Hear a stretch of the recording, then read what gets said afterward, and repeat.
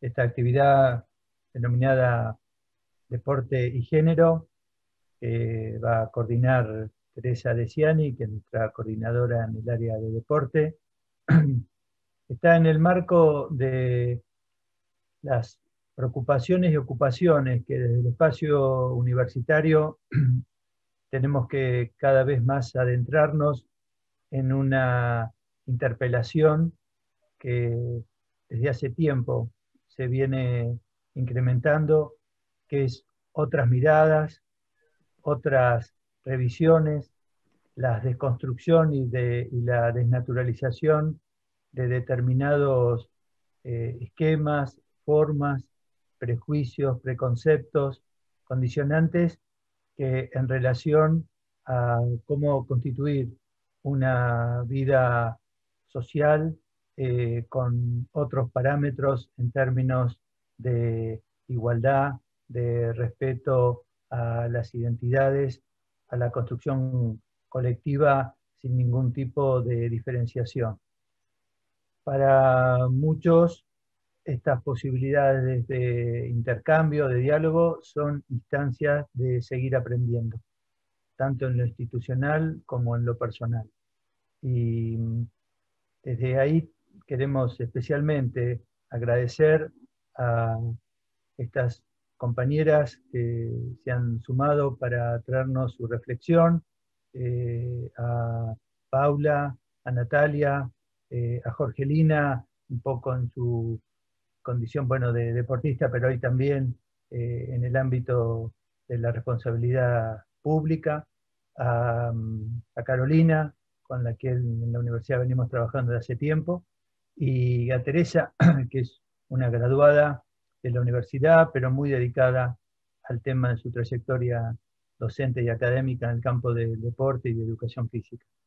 Por lo tanto, agradecerles en esta, reitero, necesidad de seguir sumando mensajes, reflexiones, connotaciones altamente significativas, porque necesitamos una afluencia fuerte de otras miradas, un poco como dice el texto de la presentación, para consolidar una construcción justamente social, política, cultural e histórica diferente. Así que agradecerles muchísimo y bueno, esto es una de las actividades, esperamos poderlas continuar. Nosotros en la universidad, de a poco, pero creciendo y de manera constante, tenemos nuestro espacio de la red interdisciplinaria de género, que viene trabajando muy activamente. Hemos también previsto cuestiones, al igual que muchas otras universidades, todos los protocolos que tienen que ver con violencia de género, es decir, ir habilitando en términos de atención, de observación, pero también de sistemática reflexión, en términos, reitero, de tener que aprender institucional y personalmente a configurar la vida privada y pública de otra manera. Así que nuevamente muchas gracias y Tere, si avanzas vos. Bueno, bienvenidas, bienvenidos. Como dijo Gabriel, este espacio lo pensamos en, en esta semana muy particular que se celebra la Semana del Deporte Universitario Internacional, día que celebramos el domingo pasado, el 20 del 9, y que les agradecemos profundamente porque son 4 atletas de alto rendimiento, renombradas cada una en su espacio de juego, pero también son mujeres comprometidas con el género, con la gestión, con esto de, como decía Gabriel, tener otra mirada, poder ser reflexivos, poder romper estructuras preestablecidas y poder construir entre todos una construcción colectiva de una sociedad más abierta, más inclusiva. Y dentro del deporte, justamente, hay muchas estructuras que tenemos que poder revisar, que tenemos que poder mirar y que tenemos que poder modificar. El deporte como derecho para todos los seres humanos es importante, tanto en el ámbito no formal como en el formal. Y la universidad en eso está ampliamente comprometida para que sus estudiantes, sus docentes, no docentes y en general pueda disfrutar de estos espacios. Y como dijo Gabriel, en UNTREF vamos de a poco creciendo en todos estos espacios. Así que yo voy a pasar a presentar a la primera de nuestras expositoras, que es quien quiso romper el hielo. Vamos a presentar a Paula Regiardo, que su formación académica es profesora nacional de educación física, entrenadora de básquet nivel superior de la Escuela Nacional de Entrenadores de Básquet de la Argentina, pero que también jugó al básquet femenino durante 28 años, no le vamos a preguntar la edad, y 12 de estos en el seleccionado argentino de básquet. Participó de 2 mundiales, el Mundial Mujer Joven en 2003 y el Mundial Mayor 2010. Y participó de 2 Juegos Panamericanos, Guadalajara 2011 y Toronto 2015. También se desempeñó como jugadora de la segunda división en España y trabajó durante 5 años en ese mismo país. Es DT del seleccionado argentino universitario de básquet femenino, participando en el Sudamericano Universitario en 2016, Miramar, Argentina, y participando en los Juegos Mundiales Universitarios en Taipei 2017 y 2019. Además, preside la filial abierta territorial de la Asociación Argentina de Entrenadores de Básquet y es integrante de la colectiva por equidad y pluralidad en básquet. Te damos la palabra, Paula, cuando quieras. Bueno, Tere, muchas gracias, Gabriel, Tere, por el espacio. Siempre está buenísimo compartir con colegas y más en esta lucha que no tenemos duda de que solo es colectiva entre todos, así que un gustazo. Y bueno, respetando un poco la consigna que nos diste de un poco la carrera y cómo atravesarlo con la perspectiva de género y bueno, en qué niveles pudimos jugar y demás, un poco yo empecé a jugar al básquet medio de casualidad, con lo cual de ahí saco que estaría genial que siempre tengamos las ofertas para hacer la práctica que querramos.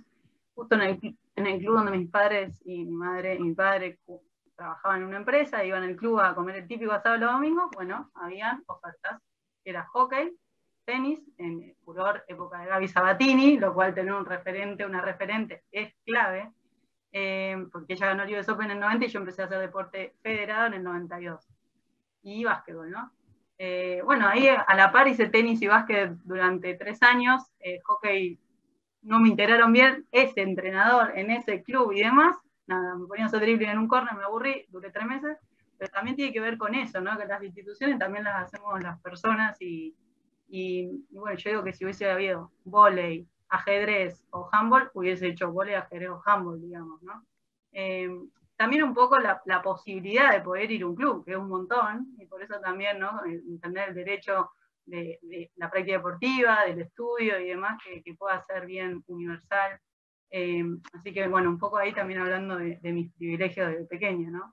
De poder hacer esas opciones y también poder elegirlos, porque yo siempre digo, no quiere decir que mi experiencia personal sea una media, por eso vamos en busca de que todos puedan tener posibilidades y momentos y lugares para desarrollarse, pero en lo personal soy la segunda, mi hermano mayor es varón, heredaba la ropa, heredaba la bici, primos varones con estos rulos, yo soy del 84, era el Diego en el 86, es así, jugaba la pelota.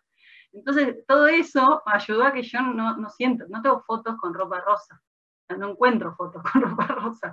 Entonces, todo eso ayudó a que lo tome más natural. Sí me acuerdo que en el barrio me dijeran cosas como machonas y estas cosas, pero yo creo que también la elección deportiva fue como natural por eso. Por suerte, mi madre, mi padre no me criaron en esos parámetros tan estereotipados, y ya tenía mi carácter de pequeña, porque me acuerdo que a los 11 años ya me cambié de club porque no quería pasar de categoría y recibir los gritos que yo veía que recibían las chicas de la categoría más grande, y me fui a otra institución. Entonces digo, bueno, también esa escucha es re importante, porque a veces no la tenemos, y a veces que las elecciones no son genuinas de los practicantes, entonces, nada, ahora del otro lado del profe digo, es clave eso, que sea genuino el interés del practicante, y no esto de un gusto de la familia o estas cuestiones. Así que en ese punto creo que fui bastante libre de elegir, ¿no? Que, bueno, no todas las infancias sabemos que son así. Una cuestión que hace poquito caí al respecto es que en la primaria, obviamente en ese momento eran clases separadas, amábamos jugar al softball. Y esto era porque jugábamos en forma conjunta, toda la clase junta, en sexto y en séptimo. Si no, eran divisiones por género, ¿no?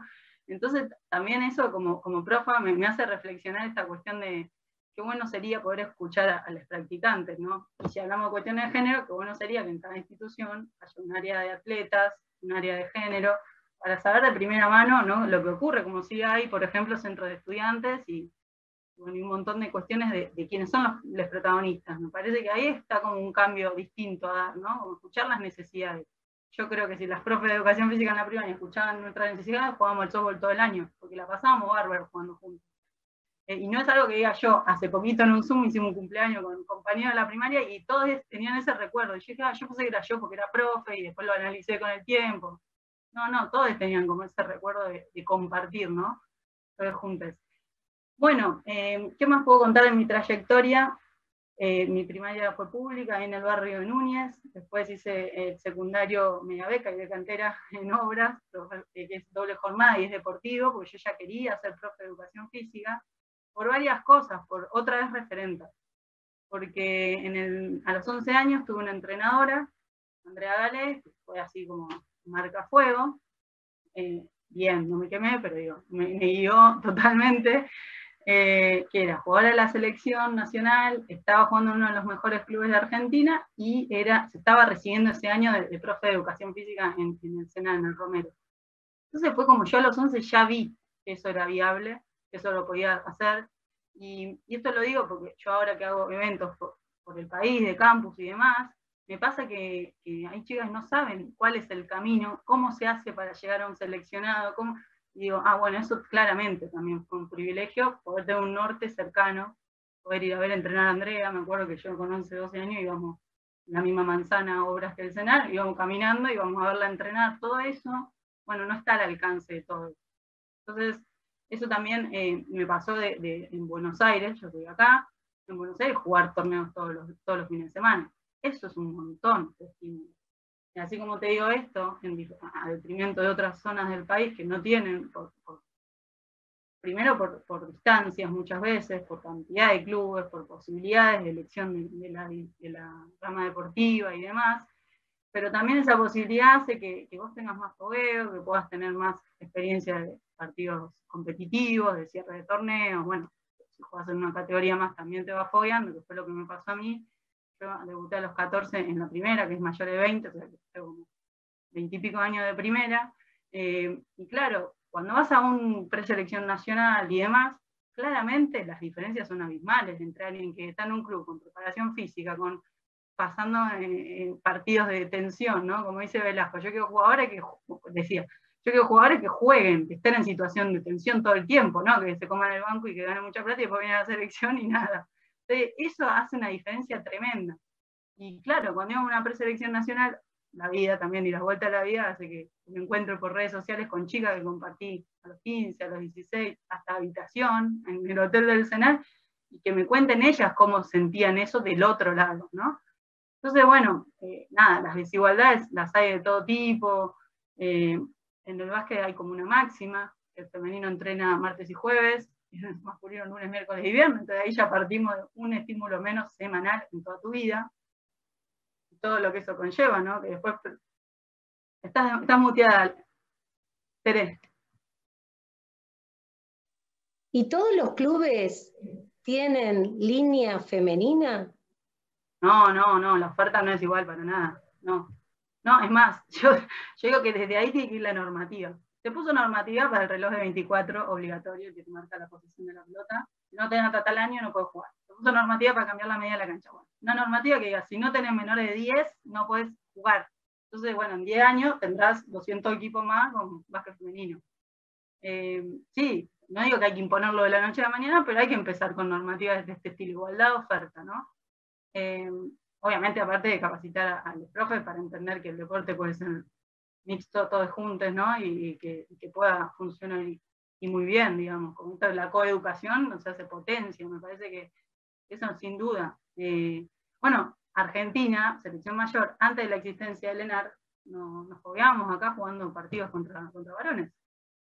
Porque después tenías que salir a jugar con mujeres, yo mido 1,73, soy exterior, digamos, no soy de las más altas de la cancha, pero yo he defendido gente de 2 metros en mundiales y demás, y decís, claro, ¿cómo? Si yo no me entreno con esta adversidad siempre, si no jugamos una liga como continua con esta oposición, es difícil después en ese momento acelerar las técnicas de tiro, tener iguales porcentajes, el desgaste físico que eso te conlleva, porque nada, 2 metros, 2 zancadas tuyas son 3 mías, digamos, 4. Entonces, bueno, nada, eso es el estar en competencia constante a buen nivel, y eso es una desigualdad que por ahí notamos mucho. A nivel nacional se nota con otros sectores, no digo que no, pero el poder dar igualdad de posibilidades, de estímulo, de recursos, de formación, también esto, ¿no? Porque vos decías ahí, entrenadora a nivel superior. Si aprobaron las 7 chicas que lo cursaron el año pasado, somos 17 en el país, mujeres entrenadoras a nivel superior. ¿Qué te hace pensar? Bueno, ¿por qué no hay tantas? En mi caso particular, digo, primero, porque no hay mujeres dirigiendo profesionales. Y ese título te habilita a dirigir profesionales. O sea, tener mujeres con interés de capacitarse a pesar de. Segundo, porque sale el curso. O sea, como que cualquier persona que dirija en la rama femenina cobra menos. Una mujer dirigiendo en la rama femenina cobra menos. Entonces, por ahí el curso te sale 4 meses de tu trabajo como entrenadora. Bueno, ya ahí para capacitarte. Entonces, bueno, ahí también empezó a ver el tema de becas y demás, porque es así, tenemos que hacer como estas acciones positivas para que esa brecha se baje un poco. Y después es estar ahí, y obviamente todos somos profesionales y queremos estar. Bueno, yo el año que estuve entre los primeros 3 promedios, digamos, de la práctica y de la teoría, o sea, pero porque tuve la posibilidad de estar también. ¿Cuántas hay que no tienen la posibilidad de estar, ¿no? Y de medirse. Y ahí lo más lindo fue como el aval de tus colegas. Me acuerdo que yo todavía en ese momento estaba casada y le digo, hoy vinieron 5 a preguntarme por tal o cual ejercicio y me quedé sorprendida, ¿viste? O sea, que tus compañeros te tengan como, bueno, la tenés clara, y fue como más lindo que la nota, digamos. Y eso, bueno, te da la posibilidad de estar ahí. 17 tuvimos la posibilidad de estar ahí, ¿no? Entonces, bueno, nada, en las capacitaciones también hay como entender, así como nosotros como entrenadoras, entendemos a quién entrenamos, intentamos como, desde si va por gusto, si va por alto rendimiento, o cuál es su objetivo, como poder exigir desde ese compromiso que tiene la persona, o que está dispuesto a tomar la persona, bueno, también es comprender a quién le damos los cursos, comprender en qué contexto, ¿no? Me parece que eso es clave, y eso, bueno, habla todo esto de la interseccionalidad y de cada personita que va a hacer tal o cual acción, en una universidad, los horarios, esto, justo venimos a la otra charla, Jorge, y yo había votado esa de estar en toma de decisión, porque si estás ahí ya arreglás los horarios de las reuniones, para el tema de cuidado, como podés acceder a otro nivel de toma de decisiones, de pensar a quién va dirigida esa acción, y me parece que eso está buenísimo. Para eso también hay que tener una apertura que a veces, viste, cuando uno pregunta y demás, parece que estás desafiando a quien tiene, en este caso yo jugadora, quien tiene la autoridad del entrenador. Y la verdad que lo bueno y las buenas entrenadoras, cuanto más te preguntan, más te exigen también a capacitarte, a buscar soluciones, a escuchar otras voces. Me parece que nada, eso está genial. Digo, poner eso como sería una debilidad no querer el interlocutar ahí, interactuar con tus entrenados, de cualquier edad, digo, me parece que eso está buenísimo. Bueno, nada, otras cuestiones que también son como duras, o que decís, de violencias, o de falta de recursos y demás, que a la distancia, y digo, gracias a la capacitación en ley Micaela, me ayudó a poner muchas violencias sufridas en los cajoncitos de qué son, si simbólicas, si psicológicas, ¿no?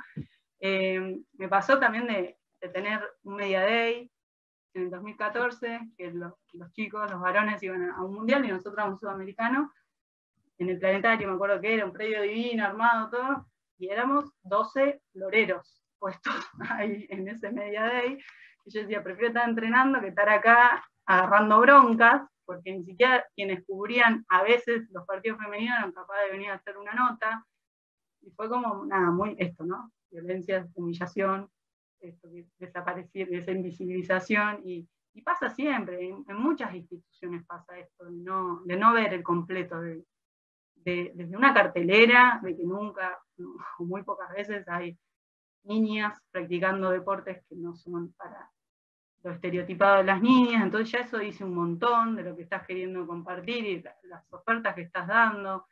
Entonces me parece que ahí también hay muchísimo por trabajar y saber que cuando vos plantees, porque no tengo horario de cancha, que es una de las excusas más concretas que tengo, bueno, no sé, si 3 veces entrenan los chicos y 2 las chicas, un entrenamiento a la semana va a ser mixto. Y saber que eso va a traer un montón de reacciones en la sociedad, porque estamos todos en la misma sociedad patriarcal, no es que, bueno, mixto y ya está, van a estar todos contentos porque los nenes entrenan con las nenas. No, bueno, hay homofobia, hay un montón de preconceptos, hay un montón de cuestiones, pero yo creo que la capacitación es clave para anticiparte un poquito a lo que puede ocurrir, digamos. Bueno, decía, escuchar a las protagonistas también desde un montón de ámbitos dirigenciales, ¿no? A las protagonistas. Yo en los últimos torneos que jugué acá era como, pero no me crucé con tal equipo que es potencia, y no me crucé con tal otro, y juego partido que gano de 70, que no le sirve, una vez fue el colmo, una nenita de 15 que jugaba en el equipo contrario, yo estaba defendiéndola y me dice, ay, yo fui a tu campus el año pasado, y yo, partido que ganás de 70, no te sirve ni a vos, no me sirve a mí. ¿Quién piensa estos torneos? Si esto es amateur acá. Nosotros queremos competir y medirnos, no ir a pasear. Yo me acuerdo que estaba volviendo una lesión y, qué sé yo, esos partidos me servían para agarrar ruedas, pero la realidad es que, ¿desde dónde pensamos los torneos? ¿A quién le preguntamos? ¿No? Escuchamos la voz del protagonista para ver cuál sería la mejor. Que después eso se debata, no es que el torneo le van a armar los jugadores, pero por lo menos, digo, hay comisiones de atletas, ¿no? Como, me parece que eso hay que replicar. Ya digo, no es que sos el dirigente, no, seguís siendo jugador, dando tu opinión, jugadora dando tu opinión y planeando mejores competencias. Me parece que eso también está buenísimo de una construcción más colectiva, ¿no? Bueno, después cuestiones que vamos naturalizando, que sabemos que están en el deporte, de estratos, gritos. Bueno, ¿cómo ser exigente puedo ser con esta cara de póker? Sin levantar la voz y estar exigiéndote un montón de cosas, sin violencia, o sea, entre pares también. Creo que ahí hay un montón para laburar, porque desde su inicio el deporte no solo que se segregó por género, jerarquizó como, bueno, está en la sociedad, sino que aparte está esto de que, bueno, hay que tolerar esto, hay violencia que no hay que tolerar en ninguna situación. Sí podemos aguantar fatiga, cansancio, como que te caigas de la cabeza y tener más fortaleza mental, bueno, todo eso se entrena, pero lo otro no tiene nada que ver, y está como todo mezclado en el deporte, ¿no? Entonces no tenés por qué llorar, no tenés por qué quejarte, no, de eso no. Y bueno, ahí me parece, desde la formación, de las edades más chiquititas, me parece que hay que por eso pregonamos por la ESI, por reconocer que esas son violencias, ¿no? Desde un principio. Entonces creo que ahí es un buen puntapié. Yo, en lo personal, renuncio después de los Panamericanos de Toronto, porque a los 30 dije, yo no me voy a bancar estos tratos por parte del cuerpo técnico. Chao, nos vimos. Capaz que si yo tenía 20, jugás vos antes que yo, porque, qué sé yo, tu contrato puede durar 2 años, pero a los 30 fue como too much. Y lo tenía clarísimo encima. Entonces, bueno, digo, hay que también poder decir hasta acá y repudiarlo e intentar generar un cambio. Bueno, a modo de cierre, que dijiste ahí como un temita libre, no sé cómo vamos de tiempo, porque ni miré el reloj, pero 3 minutos, genial, clavado. El tema de esto que decía, juegos mundiales, y les puedo asegurar que Argentina, ahí hoy mismo, porque lamentablemente el Mundial 2018 bajó a 12 cupos los países para un mundial, o sea que es igual que un juego olímpico, y Argentina en mujeres en básquetbol nunca fue un juego olímpico, porque no entramos entre los 12 mejores del mundo, y los de varones subió a 30 el mundial, no me explico por qué, de 24 a 30 y nosotros 16 a 12, pero también eso es como, llegar al mundial es como, qué bueno que entramos acá. Una vez que estás ahí, lamentablemente, no hay mucho para hacer, porque estás jugando contra todas personas que hace años que vienen dedicando su vida a eso, comer, entrenar, descansar, años. Entonces, claro, es difícil como en un torneo corto poder como compensar todas esas desigualdades. ¿Por qué traigo este tema? Porque creo que tendríamos que ver con las identidades trans, ¿no? Que hay millones de igualdades que miramos para otro lado, igualdades de esto, todo lo que yo dije, Buenos Aires, blanquita, de capital, clase media, pude estudiar gratuitamente, pude no mudarme de mi familia para desarrollarme en lo deportivo, etcétera, etcétera. Y aparte, en Argentina tenemos una ley de identidad de género que es vanguardia a nivel mundial, entonces digo, ya está, en Argentina esta es la norma y esto es lo que hay que cumplir. No importa la edad de la persona, no importa si es un torneo recreativo, si es un torneo competitivo, me parece que ahí tenemos que ir con la ley nacional que tenemos en Argentina, desde las madres que somos vanguardia en derechos humanos, ¿no?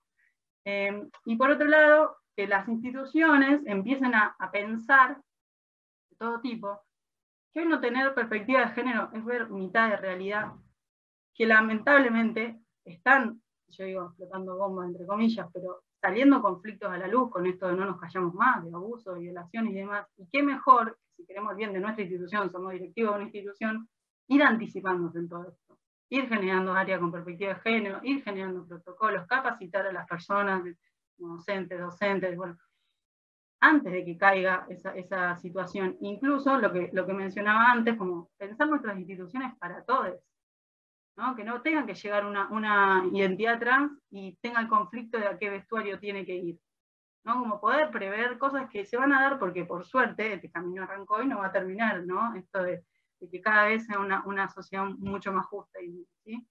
Así que un poquito eso, como estar a la altura y seguir potenciando todo este cambio que aparte nunca tuvimos este entorno en la nación, ¿no? Con todo el aval que nos están dando a las mujeres y a las disidencias. Así que solo eso, muchas gracias. Paula, muchas gracias por tu aporte. Yo acá acabo de apuntar un tema en particular que después en el cierre lo vamos a reflotar. Y ahora les voy a leer el currículum de la siguiente participante, de la siguiente expositora. Ella es Natalia Espinosa, es oriunda de Necochea, viene del ámbito del vóley, es profesora nacional de educación física, es instructora de vóley del Instituto Superior del Deporte y entrenadora de vóley del Instituto Superior del Deporte. También trabajó como docente en la Escuela La Salle y en el Belgrano Day School y en etapas formativas en los clubes de Jeva y en el Club de Amigos.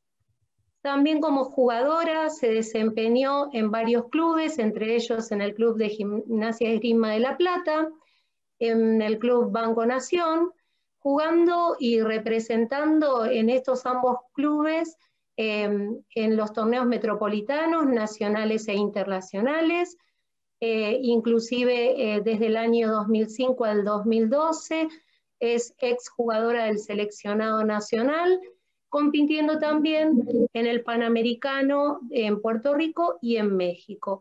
Y cierra su carrera deportiva en el club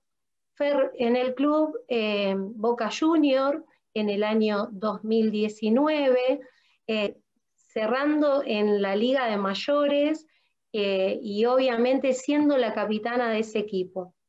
Y también es parte de un colectivo muy importante que se llama el colectivo de Doble Cambio. Le damos la palabra a Nati para que pueda hacer su exposición. Bienvenida. Bueno, muchas gracias a ustedes por la invitación también. Bueno, ya todo lo dijiste. Gracias por todo, nos vemos la próxima. No, no, vos contás las experiencias, yo dije los títulos. Bueno, lo que bien dijiste recién ahí, inicié mi carrera en Necochea. Vengo de una familia que es muy voleibolista, así que creo que si no practicaba el deporte me desheredaban de la familia básicamente, o sea, no tenía mucha opción. Coincidió también que evidentemente no sé si estaba en la sangre o qué, pero en cuanto pisé una cancha de volei, dije, esto es lo que quiero. Terminé en el torneo metropolitano porque, un poco de casualidad, porque fue un equipo de voleibol masculino a jugar la Liga Necochea y el papá de uno de los árbitros me vio larga, me vio las piernas largas y le dijo a mi mamá, disculpe señora que le esté mirando las piernas a su hija, pero ¿no quiere jugar al vóley? Y así fue como me terminé probando, no me vieron, ni sabía si hacía deporte o no hacía deporte, pero me vio alta y dijo, capaz que tenés ganas. Y así terminé en el torneo metropolitano y en todo este mundo divino que es el deporte de alto rendimiento, con sus pros y sus contras. Mucho de lo que contaba Pau creo que se replica en el resto de los deportes a nivel femenino, en donde por ahí la mujer es un concepto que tenemos bastante arraigado y es un poco también que cuesta vincular a la mujer con el deporte. Como que la mujer practica el deporte por una cuestión social y la mayoría de los medios de comunicación, no por maldad, sino por una cuestión cultural, como que los titulares es muy común escuchar la mujer en el deporte, la mujer y el deporte, como si fuesen dos entidades que es una sorpresa verlas juntas. Y no, y esto se refuerza más en los deportes que por ahí culturalmente no son vistos para mujeres, porque es más común ver a los hombres, que generalmente son los deportes de contacto y demás. El último tiempo que estuve jugando en Boca, que era un club muy futbolista, o sea, escuchaba experiencias de las chicas que practicaban el fútbol, y vos decías, posta, o sea, era raro ver a una mujer jugar al fútbol. Y hay una anécdota que contaron hace poco en un Zoom que tuvimos con otras chicas de un deporte, de distintos deportes con el colectivo, que bajaron del avión las chicas que habían ido a practicar el mundial y a una de las jugadoras, uno de los periodistas le dijo, a ver si sabés jugar al fútbol, ponete a hacer jueguito. Y vos decís, tiene que jugar un mundial, ¿de verdad tiene que hacer jueguito? Y lo peor es que en la inocencia de la jugadora se puso a hacer jueguito. Y cuando terminó de hacerlo por dentro de verdad fui cómplice de esto, o sea, me puse a hacer jueguito para demostrarte que es como que la mujer que practica el deporte tiene que practica el deporte porque es lo que nos reúne hoy a nosotros, perdón, Esteban, acá, pero es muy común que las mujeres en todos los ámbitos tengamos que demostrar que somos capaces de hacerlo. Entonces, ahí es donde por ahí radica un poco lo que venía hablando Pau también y lo que nos reúne hoy mucho acá, y del foro que venimos recién en cuanto a la igualdad de oportunidades y demás. Como mujeres hoy por hoy no estamos buscando el lugar de nadie, no es que queremos sacar a nadie de ningún lugar, simplemente estamos queriendo coexistir y que se nos permita ser parte también de esos espacios de toma de decisiones, porque es donde históricamente el hombre es el que practica el deporte, porque el deporte es un ámbito muy masculinizado, y no solo que es el que practica el deporte, sino que es el que tiene que tomar las decisiones. Hay una nota que salió, creo que en página 12 era el diario, que el titular era, nosotras jugamos, ellos deciden. Y sin ir más lejos, hace poco tuvimos una reunión con un directivo de una federación, y cuando nosotras manifestamos la intención de ser parte de esas mesas, la respuesta fue que vamos a hablar de presupuestos. Y decís, yo también puedo hablar de presupuesto, ¿eh? Te juro que dame la oportunidad, o sea, de última, si digo una burrada me decís, no, nena, callate, pero si no me estás escuchando, ¿cómo estás vos capacitado para descalificar la capacidad que nosotros podemos tener? Entonces, en eso estamos. Que como colectivo estamos en esa búsqueda incansable de ser escuchadas y que lo estamos consiguiendo, estamos logrando ser escuchadas. De hecho, la Federación Metropolitana, un poco con lo que decía Pau también, la Federación Metropolitana hoy por hoy es una de las primeras que generó una Secretaría de Géneros para trabajar todas temáticas de prevención y de acción en cuanto a cualquier situación de violencia. La FEBA también abrió un espacio así y está buscando el abrir el diálogo, pero seguimos en una lucha bastante ardua para poder concretar por ahí en determinados espacios, porque había uno de los puntos o de los ítems que nos habías pasado, Tere, que hay un montón de cosas que están naturalizadas, como ya habíamos dicho, y que hay que empezar a deconstruir, que son modelos que están instalados, que si bien fue, para citarla, porque la tenemos acá, porque lo acaba de decir en el foro en donde estuvimos, Ford dijo que si bien no hay obstáculos formales, o sea, no es que nadie te saca el lugar por decir, no, por ser mujer no estás, implícitamente siguen estando esos obstáculos, entonces siguen, sin decirte no porque sos mujer, te dicen, dejábamos hablar de presupuesto, o sea, no te lo dicen, pero te lo dicen. O sea, no te lo están diciendo explícitamente, pero te dejan entrever. Entonces, el planteo desde parte de ustedes era cuáles son las acciones para deconstruir esos modelos, y yo creo que las acciones son justamente eso, o sea, va a sonar redundante, pero es eso, es en acciones demostrar, porque lamentablemente vamos a tener que seguir demostrando que somos capaces de, o que estamos capacitadas para, entonces con las acciones es ir demostrando, porque existe el preconcepto y la creencia de eso, de que nosotros estamos en búsqueda de sacarle las cosas a los demás, que venimos a robarles, y que también existe, lamentablemente hay un prejuicio en el cual se cree que las mujeres sin hacer nada estamos esperando que nos devuelvan lo que nos pertenece.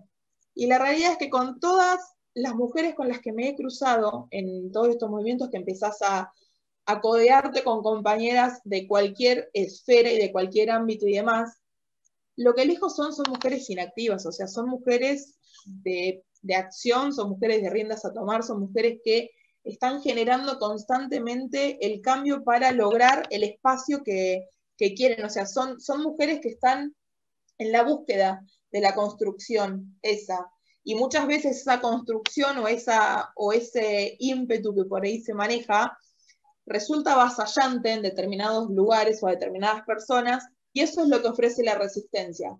Y lo que nosotros por ahí decimos en el colectivo nuestro, como charlas internas, es, nos han dicho tantas veces que no, o sea, estamos tan acostumbradas al no, que tu no me limita, o sea, simplemente hasta te diría, me pone más creativa, porque me decís que no, bah, quédate tranquilo que en un ratito vuelvo y vemos cómo te convencemos. Pero no te preocupes que el no... De hecho, una de las primeras charlas que teníamos con la Federación Metropolitana, el presidente nos dice, totalmente sincero, nos dice como que estemos preparadas, que por ahí en algún momento, en algunas cosas, nos van a tener que decir que no por una cuestión, lo que sea, dirigencial, estructural, lo que fuese. A lo que le respondemos es, y vos estate tranquilo, que vamos a encontrar la manera nueva y creativa para conseguir el sí. O sea, el no nos va a decir, uy, che, nos dijeron que no, bueno, vamos. No, está bien. Bancame, en 5 vuelvo. Y vemos qué podemos hacer para. Porque la realidad es que con esa nos pasó también que las veces que hemos tenido como colectivo reuniones con esos espacios, la respuesta es, che, ¿se puede hablar con ustedes? Nosotros decíamos, ¿qué pretendían? Que éramos 300 que veníamos con la lanza y el escudo a prender fuego todo. O sea, claramente que se puede dialogar con nosotras. O sea, todo lo que también el preconcepto o el prejuicio de que el movimiento de mujeres es ir a romper y a prender fuego todo. No necesariamente. O sea, no por ahora, pero nos fijamos en breve. Pero o sea, existe ese preconcepto y ese prejuicio de que vamos a romper todo, que vamos a combatir, que vamos a voltearte todas las ideas que tengas. No, la idea de todos estos movimientos es construcción, y son cuestiones que tenemos que insistir, porque como dije antes, tenemos que seguir demostrando que estamos capacitadas para. Y de a poco los espacios se van ganando y se están siendo escuchados y se muestran permeables a la deconstrucción, porque siguen existiendo esos micromachismos chiquititos que cuando se los manifestás o se los demostrás, te dicen, no, bueno, pero yo lo hice, está bien, te entiendo, pero pensá lo que estás haciendo porque sigue siendo que necesitamos tu aprobación para poder ejercer o para poder hacer otra cosa. No, no hace falta. O sea, nosotras podemos también, ¿no? No hace falta tu permiso o tu aprobación. Nati, te voy a pedir un favor. ¿Nos contás un poquito cuántas chicas afiliadas hay en la liga de vóley y cuántos varones hay? ¿Y cuál es la paridad o cómo es el tema de los sueldos? Todo esto de la percepción del haber en las ligas, en las altas esferas. ¿Nos compartís un poquito para cerrar, que te quedan 2 minutitos? Ah, la Maula, que termina el tiempo rápido. Bien, sí, la Federación Nacional, la FEBA, que es la Federación Madre, arrojó unas estadísticas en las cuales dicen que las mujeres que están federadas duplican a los hombres que están federados. Estamos hablando de 20.000 y pico de mujeres contra 10.000 varones. O sea que la mayor cantidad de seres que practican el deporte son mujeres. Como estamos en una sociedad bastante patriarcal, no es correlación la cantidad de federados y federadas que hay con el aporte que se hace a cada uno de los deportes. Si bien la liga femenina depende de la FEB y la liga masculina tiene su propia asociación, está terciarizado los derechos, son dos entidades distintas que rigen cada una de las ligas, entonces se manejan de manera distinta porque no van desde la misma federación. En su momento la liga femenina sí formó parte de la CLAB, pero los derechos federativos de las ligas nacionales las tienen siempre la Federación Nacional. La FEBA hizo uso de sus derechos de la liga femenina y de la A2 masculina y es la entidad que las rige. Con respecto con el colectivo empezamos a hacer un montón de relevamientos para esto, para plasmar en papel los datos que los rumores de pasillo llevaban, la diferencia por ahí que existía entre el vóley femenino y el masculino y demás. Entonces dijimos, bueno, vamos a hacer un relevamiento. Uno de los tantos relevamientos que hicimos fue el hecho de los sueldos. Arrojamos encuestas totalmente anónimas, en las cuales, para que tengo los números, lo que se confirmaba era que los hombres cobran 10 veces más que las mujeres. En un promedio de todos los sueldos que nosotros recibimos, tanto de mujeres como de varones, el promedio arrojaba que los hombres cobran 35.185 pesos por mes y las mujeres cobran 3.507. En promedio va variando obviamente por ahí puede haber varones que cobran, no sé, 20.000 pesos y varones que te cobran 90.000. O sea, hay un gran bagaje también entre los varones. Las mujeres por ahí no tanto, porque la que más cobraba no llegaba a los 40.000 pesos por mes. De las mujeres, de todas las mujeres que fueron relevadas, el 92% de las jugadoras que juegan en el máximo nivel, o sea, en la Liga Nacional, no llegan al salario mínimo vital y móvil, que hoy por hoy no llega a los 17.000 pesos, no llega. Y de ese 92%, el 35% directamente no recibe plata, pero ni para la SUBE para ir de su casa al entrenamiento. O sea, no tiene plata ni para la SUBE ni para el... ¿Juegan otro deporte? Sí, es virtual el femenino. Juegan a la Play. Te agradecemos, Nati, tu exposición. Igual acá ya anotamos algunas cositas para el final, que vas a tener una segunda oportunidad para poder charlar. Y bueno, y ahora vamos a presentar a una amiga de la casa, alguien que trabaja con nosotros y con nosotras codo a codo, y que siempre nos trae alegrías a la Universidad Nacional de 3 de Febrero. Y les estoy hablando de Carolina Luján, que es gran maestro internacional absoluto, única mujer del país, 2 normas de gran maestro absoluto, gran maestra internacional femenina de ajedrez. En sus logros deportivos es pentacampeona argentina, tiene medallas sudamericanas y panamericanas, es representante, nos representó en 9 Olimpiadas consecutivas y en 5 mundiales. Yo voy a nombrar algunos de ellos porque Caro es una persona extremadamente activa que participó en infinitos torneos, así que si los nombro a todos nos tendríamos que quedar hasta mañana, pero es número 1 del ranking Elo femenino argentino, número 65 del ranking Elo absoluto argentino, dentro de 8.000 federados aproximadamente, número 1 de la zona 2.5 sudamericana, número 2 sudamericana, número 4 de América, entre las 100 mejores del mundo en la mayoría de los listados publicados. También tenemos que decir que fue primer tablero del equipo olímpico argentino, Bled 2002, Calvia 2004, Turín 2006, Dresden 2008, Canti, Meninsky 2010, Estambul 2012, Tromsø 2014, Bakú 2016 y Batumi 2018. Obtuvo en los Juegos Abiertos del Interior de Sao Paulo, Brasil, medallas de oro en los años 2009, 10, 2012, 2015 y 2017, y medalla de plata en 2007, 11 y 2016. Tiene infinidades de otros logros. Vamos a ir a los reconocimientos que obtuvo. Obtuvo la distinción del Comité Olímpico Argentino como deportista destacada, en la conmemoración del Día Internacional de la Mujer en 2010-2011, también obtuvo el Olimpia de Plata en 2002 y es reconocida como ciudadana ilustre del partido de 3 de febrero, al cual pertenece nuestra universidad. Es coordinadora de deportes de UNTREF en ajedrez, es integrante del Observatorio del Deporte del INADI 2020 a la actualidad, y es coordinadora de la Diplomatura Universitaria en Enseñanza del Ajedrez de la Universidad Nacional de 3 de Febrero.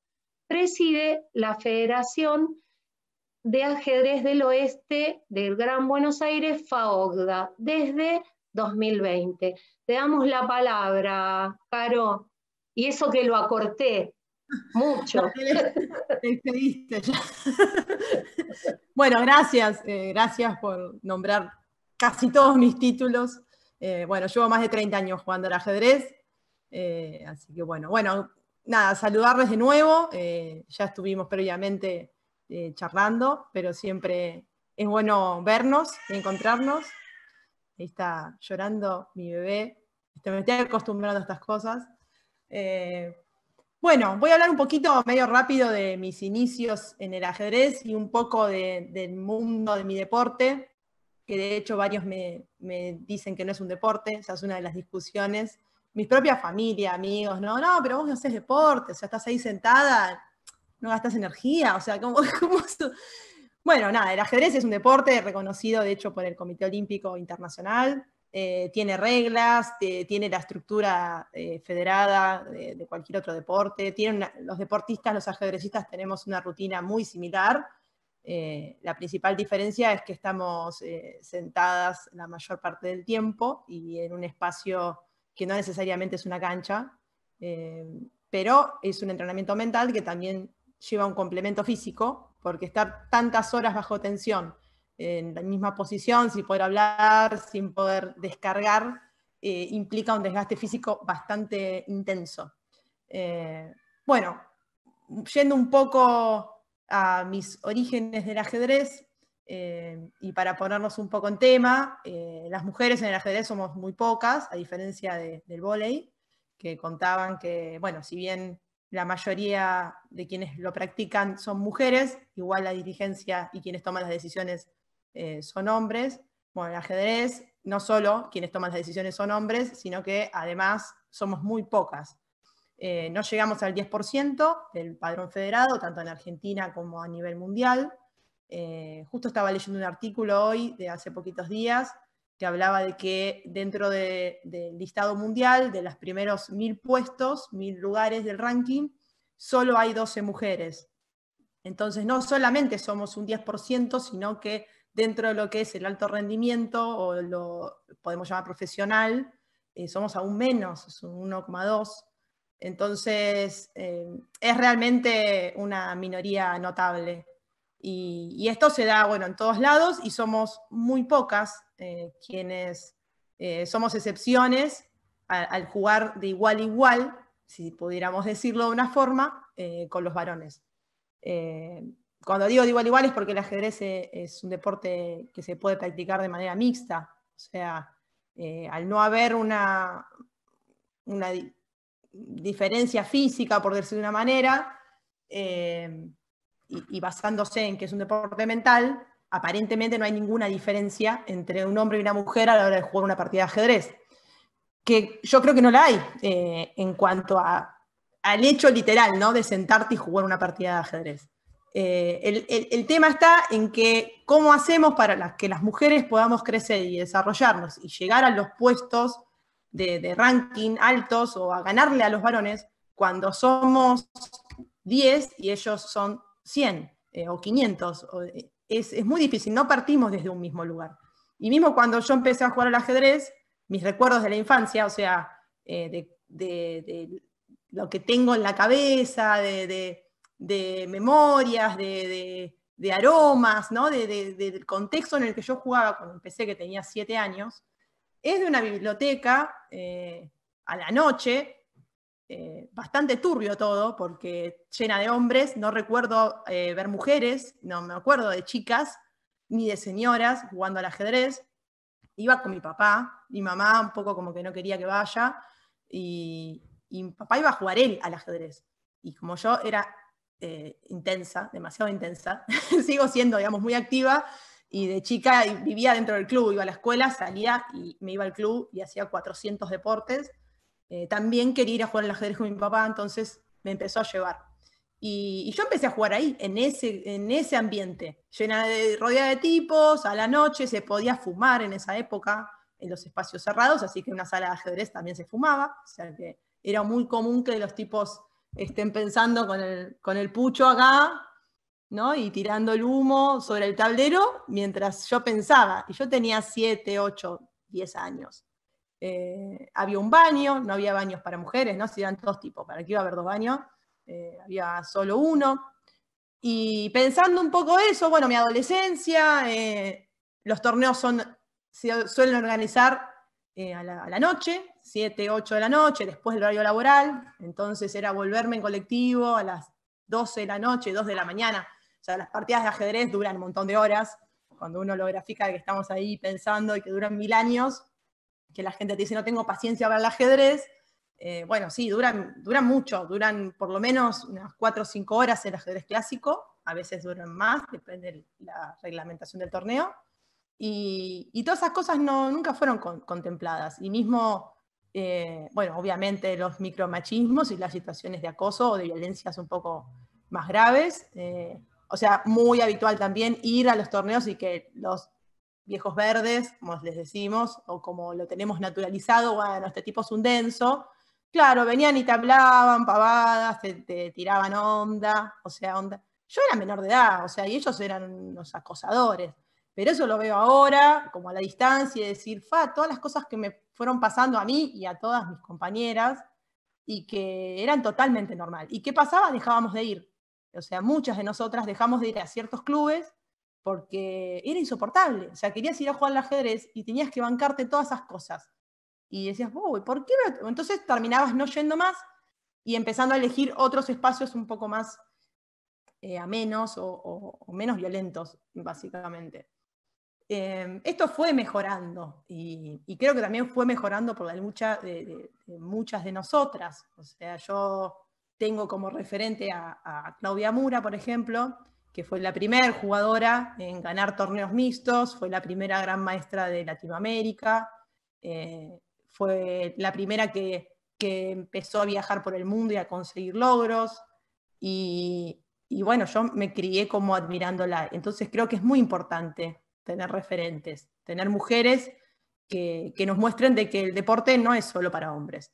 Y también un poco el sistema como que se empeña en que eso no pase. O sea, cuando hay una referente, por lo general, es una loca, es una inconformista, tiene problemas, es soberbia, se cree no sé qué, nada, te bombardean de todos lados, buscan que te pelees con tus propias compañeras, generan rivalidades absurdas. A ver, yo en el tablero le quiero ganar a cualquiera, o sea, odio perder, me molesta. El día que me deje de doler perder, dejo de competir. Es un poco necesario, pero afuera, listo, o sea, se terminó. Somos personas y interactuamos y nada, o sea, se termina ahí, como pasa dentro de la cancha. Y bueno, eso creo que es un poco lo que también hay como que empezar a cambiar dentro de los ambientes deportivos. Hay demasiada violencia en el deporte, y discriminación, y cuando empezás a hablar con otros deportistas, decís, pasa lo mismo. O sea, yo estoy hablando de ajedrez, pero quizás alguien que practica cualquier otro deporte está diciendo, a mí también me pasó, o sí, esto pasa acá, y eso es así, y esto es así, y decís, hay como un patrón, es como que pasa en todos lados. Y bueno, creo que un poco, también escuchando a las chicas sobre lo que venían hablando, tenemos que de alguna forma organizarnos y tratar de llegar a esos espacios de toma de decisiones. Creo que si se puede cambiar algo es desde ahí.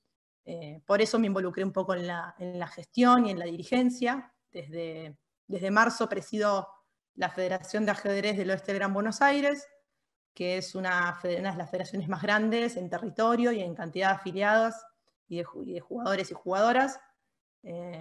Soy la primera mujer presidenta de esa federación que tiene casi 40 años de historia. Y soy la presidenta de la pandemia, que se hizo la asamblea y a los 4 días, pandemia mundial, o sea, de cuarentena. Así que es un poco difícil como que arrancar la gestión de esta manera, ¿no? Te limita un montón. Si bien nos reunimos, usamos todas las herramientas tecnológicas, es realmente bastante complejo poder gestionar y organizarse y conocerse principalmente en este contexto. Pero bueno, esto también se dio un poco obviamente por mi interés, pero también se dio porque quienes me acompañan son tanto hombres como mujeres que entienden de que necesitamos cambiar, mejorar, tener otras miradas dentro de las instituciones, y de hecho el expresidente, junto a otros dirigentes que son de esos que estaban en la biblioteca, que me conocen desde que soy muy chiquita, yo le digo los viejos deconstruidos, y siempre, bueno, nada, tengo muy buena relación con ellos y la verdad es que les tengo afecto porque son jugadores, ajedrecistas que me vieron crecer, y fueron ellos un poco los que también, no solo me dieron el lugar a mí o a la juventud también de estar en la federación, sino que nos acompañan, porque un poco es eso, siempre como que se llega desde el conflicto, y desde el choque, y desde la pelea, y desde que, como decía Nati, como que piensan que uno quiere sacarles lo que tienen, y en realidad no, o sea, queremos que nos reconozcan de igual manera y tener las mismas oportunidades reales. Y bueno, logramos armar un buen equipo de trabajo, que creo que eso es fundamental. Y bueno, y desde ahí empezar a construir nuevas estructuras que nos permitan crecer. Bueno, volviendo un poco también al marco en el que estamos exponiendo hoy, o charlando un poco sobre el deporte universitario. Bueno, yo formo parte de la UNTREF desde hace ya muchos años, y bueno, tanto del área de deporte, como que el ajedrez está un poco en todos lados. Nosotros hacemos cosas con lo académico, con deporte, con la bienal, con el ajedrez cuando nos conviene es deporte, cuando nos conviene es educación, siempre también un poco jodemos con eso, ¿no? Pero bueno, dentro de lo que es el deporte y la práctica que se lleva dentro de una institución educativa, me parece que es fundamental, que deporte y educación van muy de la mano, no solo en el ajedrez. Y también hay un punto interesante que no sé si se dará en otros deportes, pero hay ciertas edades que son un poco un quiebre en cuanto a la práctica del ajedrez en lo que refiere a las mujeres, que es más o menos a los 12, 13 años, y otro gran quiebre a los 17, 18, cuando se termina la escuela, ¿no? La secundaria. Y decís, bueno, ¿qué voy a hacer de mi vida? O sea, me dedico a un deporte o empiezo una carrera universitaria. A mí me pasó, o sea, hice varios intentos de arrancar la universidad conjuntamente con jugar al ajedrez y nunca lo pude hacer simultáneamente, imposible. O sea, porque yo vivía 6, 7 meses en Europa, venía acá, no era de corrido, o sea, me iba 2 meses, volvía, me iba 1 mes, volvía en diferentes partes del mundo, o sea, y no estaba establecida en en la misma ciudad. Entonces eso hacía muy complicado el hecho de poder de elegir el ajedrez, ¿no? Porque elegir un deporte donde en Argentina no, si bien sos profesional desde las obligaciones, ¿no? Desde el entrenamiento, la cantidad de horas de entrenamiento, las responsabilidades, pero no desde los derechos o desde la parte buena, por ejemplo. O sea, nosotros deportistas nos recibimos un super sueldo, la beca te ayuda, pero no te alcanza para vivir, entonces vos tenés que trabajar, además de entrenarte, y si sos mujer, encima tenés las tareas de cuidado, o sea, es como todo un combo, ¿no? No sé si empezar a hablar de la maternidad, pero sería como hablar de otro tema muy extenso. Son un montón de cosas que te atraviesan en esa edad, que vos decís, bueno, ¿qué voy a hacer de mi vida? Entonces creo que, por ejemplo, el proyecto de ahora de la doble carrera es muy importante en ese sentido, de que te dé la posibilidad a las deportistas y a los deportistas de poder estudiar y entrenar y no tener que preocuparte tanto. Decís, bueno, de última a los 30, cuando me retire, ejerceré la profesión que estudié, que un poco es lo que la mayoría hace. A veces no, terminás siendo entrenador o periodista o en alguna rama de tu deporte. En el ajedrez podemos jugar por un largo tiempo más. Yo tengo 35 y todavía estoy como en una buena edad, pero en algún momento me va a llegar. Así que eso es un poco inevitable. La energía no es la misma a los 20, a los 30, a los 50. Hay algunos jugadores de ajedrez que se mantienen en la elite o en buenos puestos del ranking, pero son las excepciones. Así que bueno, eso me parece que podría ser una gran ayuda en cuanto a las chicas, que tanto nos cuesta decir, tuve que hacer todo este esfuerzo, tengo que seguir haciendo todo este esfuerzo, porque es más difícil para nosotras que para los varones, y por lo menos así tener como un respaldo, ¿no? Es decir, una facilidad de poder seguir jugando al ajedrez y no tener que dejar de jugar para garantizarte un futuro, por decir de una manera, que es lo que muchas veces uno piensa a esa edad. Así que, bueno, no sé cómo voy de tiempo, yo les dije que me hagan señas. Ya estás en tiempo, yo estaba esperando que cierres la frase para no interrumpirte. Nos encanta escucharte, Caro, pero bueno, después van a tener un momento de intercambio entre las 4 y yo anoté también algunas cuestiones que dijiste. Valoro que hayas comentado esto de la doble carrera, es re importante porque, bueno, les va a posibilitar a los chicos de alto rendimiento hacer también su carrera académica.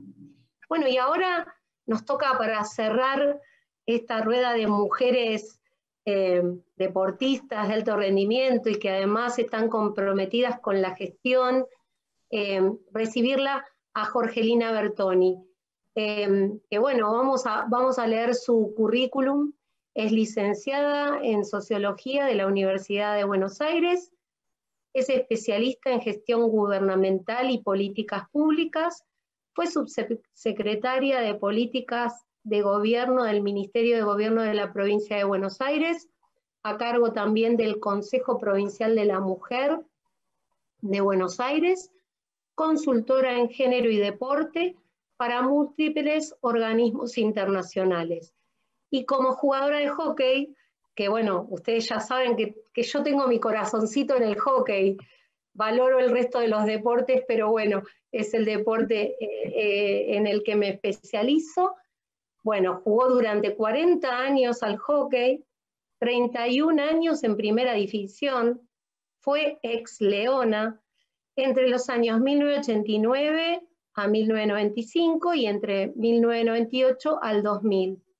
7 años en el seleccionado argentino de hockey, campeona mundial junior, panamericana y sudamericana de mayor, e intercontinental. Y quiero rescatar una frase que leí una vez que dijo Jorgelina: mi sueño es seguir trabajando como ahora en política, el desafío que tengo es cambiarle la vida a la gente. Bueno, Jorgelina, con esta presentación te damos la bienvenida y te agradecemos mucho porque sabemos que estás extremadamente ocupada, pero que te hiciste el lugarcito para venir. Y bueno, nada, tenés la palabra y ya te vamos a compartir pantalla en un minutito cuando vos me lo digas. Bueno, muchas gracias a todas, a todos y a todes. Escuché a mis compañeras de lucha, además.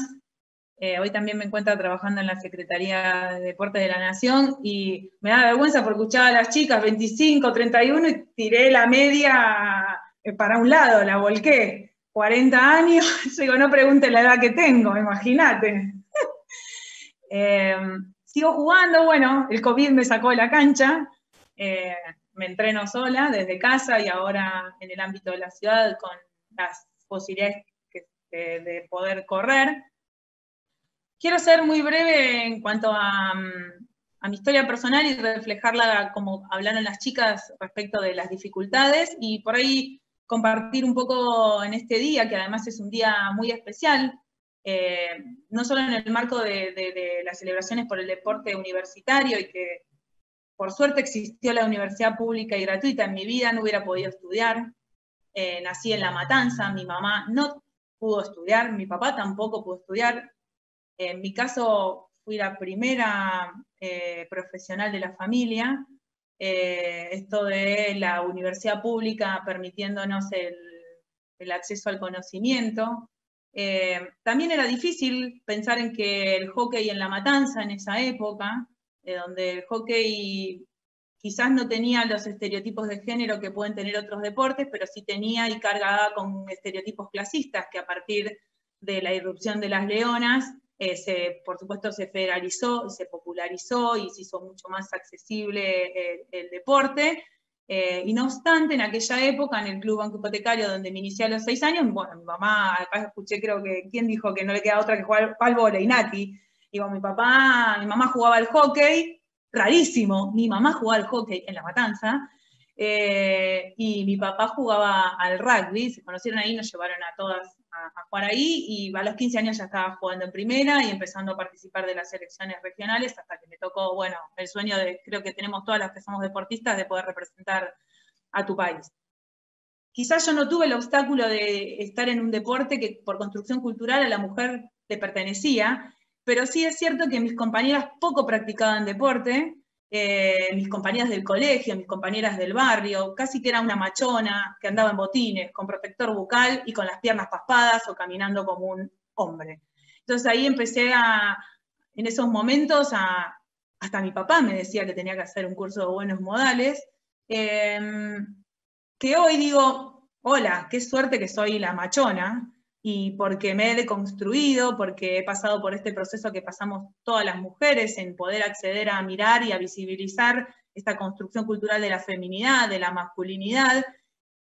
Y justo decía que hoy es un día muy importante, no solo por esto del deporte universitario, sino porque hoy ya pasaron 73 años, y no es mucho además, para la historia de las mujeres, de la sanción del voto femenino, ¿no? De la promulgación del voto femenino. Y eso ha sido una lucha enorme de las mujeres que nos permite seguir avanzando hacia la igualdad, pero todos estos espacios, y como el que pudimos compartir antes con mis compañeras del foro, tienen que ver con seguir ampliando los derechos y también de los derechos de las mujeres en el deporte. Como nosotros sabemos, y si querés ahí podemos ir compartiendo algo pantalla, el deporte es uno de esos ámbitos que ha sido históricamente reservado al hombre y donde las mujeres de a poco hemos ido incorporándonos a la práctica deportiva. ¿Y por qué digo que históricamente ha sido reservado al hombre? Porque es ese espacio de lo público, el espacio de lo público, ahí están compartiendo, si quieren, un ratito y después volvemos y demás. Esto es un taller que en esta época de pandemia, nosotros hemos formulado desde la Secretaría de Deportes de la Nación para empezar a tener un piso mínimo para homogeneizar el conocimiento acerca de qué hablamos cuando hablamos de género y de qué hablamos cuando hablamos de género y deporte. este sistema sexo-género y demás. Antes de avanzar por acá, yo quería contarles que la participación de la mujer sigue siendo desigual aún hoy en el mundo del deporte. Antes lo hablamos con nuestras compañeras, y eso tiene que ver con también las desigualdades de origen, pero esa desigualdad y esa brecha de género se amplía aún más en los espacios de toma de decisión del deporte y representación, que ustedes muy bien lo explicaban con sus propias trayectorias personales, pero también con las que lidian hoy como dirigentes o con espacios de colectivas que participan. Digo, me refiero a representación, a las árbitras, a las kinesiólogas, a las comunicadoras de deporte, pero también a las dirigentes en todo su gran aspecto, de las federaciones, de los clubes de barrio, de los clubes grandes de la Argentina. Incluso también pensemos que recién hoy tenemos la primera secretaria de Deportes mujer, y que esto, replicado a nivel federal, en las autoridades provinciales tenemos tres secretarias de Deportes provinciales. Estamos hablando de todo el país, tenemos 3 nada más, y esto no derrama, entonces tenemos que seguir trabajando fuertemente. Esto que decíamos que el espacio del deporte ha sido el espacio de lo público, y entonces la mujer poco a poco ha ido abandonando ese lugar de lo íntimo, el lugar del hogar, para empezar a participar de esa esfera de la pública que por construcción cultural obviamente le fue vedado. A ver si podemos avanzar un poquitito más. Y entonces, ahí lo que nosotros encontramos, bien, gracias, lo que nosotros encontramos es que en el deporte pudimos identificar para poder, y esto por ahí seguramente nos puede servir a la universidad, pero también a los que estén escuchando, poder identificar qué contexto teníamos para formular la política pública y poder incidir en esta desigualdad y empezar a generar una transformación hacia un deporte justo, igualitario y libre de violencias por motivos de género. Identificamos que en el momento de la práctica deportiva, para poder identificarlo metodológicamente y poder trabajarlo, existe un momento del acceso, un momento de la permanencia de las mujeres en el deporte y el momento de la representación, que antes decíamos que ese momento de la representación, la brecha aún se amplía y es mucho más grande. ¿Y por qué se amplía y es más grande? Porque justamente es un lugar que por construcción cultural, la de la toma de decisiones, el lugar del poder, también ha sido un lugar de atributo y de reservado al hombre, y por eso también tenemos las dificultades que tenemos, y además porque muchos de esos lugares suceden en momentos o las tomas de decisiones donde las mujeres, en su mayoría, estamos cuidando a los enfermos, a los niños, a los adultos y a las personas con discapacidad. Bueno, ahí tenemos, estamos viendo esta pantalla que nos compartió recién Tere, que tiene que ver cuáles son las barreras y obstáculos que hacen que aún hoy esas desigualdades sigan permaneciendo en el deporte. Y pudimos identificar varias, entre ellos los estereotipos de género, y ahí pueden ir viéndolo. No solo los estereotipos de género, sino también la construcción social del cuerpo femenino, también, que lo nombró creo que Nati, los medios de comunicación, y también la organización social del cuidado. La organización social del cuidado, y recién justo detallaba quiénes son las que cuidamos en gran parte del mundo y en el mayor porcentaje que somos las mujeres, sobre todo incide en el momento de la permanencia de las mujeres en el deporte. Pensemos que la práctica deportiva sucede en el momento vespertino, en la mayoría de las casos, sobre todo la práctica amateur, no digo el de un deportista de alto rendimiento, que por ahí por la mañana, y eso es un obstáculo para las mujeres y las tareas del cuidado, ¿no? Respecto de los estereotipos de género, ¿qué hablamos entonces cuando hablamos de un estereotipo de género? Y ahí hacíamos, si veíamos el slide anterior, que lo diferenciamos claramente de sexo. Sexo porque cuando hablamos de sexo hablamos de descripción biológica, física y anatómica. Nacemos hembra, macho o intersex, que quiere decir que los atributos de nuestro cuerpo no pueden ser solo aplicables a un solo sexo. Pero cuando hablamos de estereotipos de género, hablamos de construcciones culturales, de categorías culturales, que son atributos que se le han dado a los cuerpos feminizados y masculinizados, y que también son sociohistóricamente limitados. No es lo mismo una mujer en Afganistán que una mujer en España. No es lo mismo un varón hegemónico de Estados Unidos que un varón en Argentina, en una ciudad que no sea tan desarrollada como otras ciudades. Bueno, esas características inciden también en la conformación del estereotipo de género. Y los estereotipos de género también son barreras en el deporte. ¿Por qué? Porque, y ahora avanzamos a la próxima, así como nos dicen qué se espera de ser varón y qué se espera de ser mujer, y entonces es una construcción cultural, no nacemos varones y no nacemos mujeres, sino que nos hacemos varones y nos hacemos mujeres, también esos atributos están presentes en la diferenciación, como decían mis compañeras antes, de disciplinas que son consideradas más para los varones y más para las mujeres. ¿Y por qué? Porque hay atributos que han sido otorgados a los varones por construcción cultural y a las mujeres por construcción cultural. Pero esto atenta en realidad contra el desarrollo total del deporte, porque hay ramas, imagínense que hay ramas del deporte femeninas o masculinas que no se pueden desarrollar por estos estereotipos. Así como ha costado romper los estereotipos y que hoy por suerte jueguen muchas más mujeres al fútbol, al rugby, al boxeo, y estoy diciéndolos justamente estereotipados como masculinos, también aquellos que son considerados femeninos están poco habitados por los hombres. La danza, el patín, el hockey. Entonces, esto también es muy importante resaltarlo, porque los estereotipos de género no solo nos limitan, nos cercenan y nos violentan a las mujeres, y por eso es de género, sino también a todos, a los hombres también, a las diversidades, en nuestras elecciones y posibilidades de elección en libertad. Avanzamos una más. Y entonces, lo que tenemos que decir es que todo tiene que ver, todos sabemos, con una construcción desigual. Cuando hablamos de lo femenino y lo masculino, tiene una relación desigual y posicional diferente, y entonces lo masculino ha sido valorado de otra forma respecto de lo masculino. Y por eso ahí Nati creo que era la que nos decía esto de si las mujeres tenemos que demostrar nuestra capacidad. Yo me anoté un par de cosas que a mí me gustaría, que me parecen enormes traerlas. Primero, que cuando una mujer avanza, ningún hombre retrocede, tiene que ver con que mejora la sociedad y el desarrollo siempre es ganancia para todos. Que los hombres también han tenido privilegios porque en suerte le han tocado esos privilegios, y por lo tanto también es tarea de repensar de los hombres, por momentos ponerse de costado, colaborar y caminar, y eso no quiere decir resignar ninguna posición, sino poder trabajar en conjunto. Y por otro lado, esto de que las mujeres tenemos que demostrar nuestra capacidad para ocupar los lugares, también es un estereotipo que nos limita, porque los hombres llegan a esos lugares y no tienen por qué estar demostrando nada. Entonces, también tenemos que repensar estas cuestiones. Somos el 50% de la población y por lo tanto tenemos que trabajar en igualdad y participar en igualdad.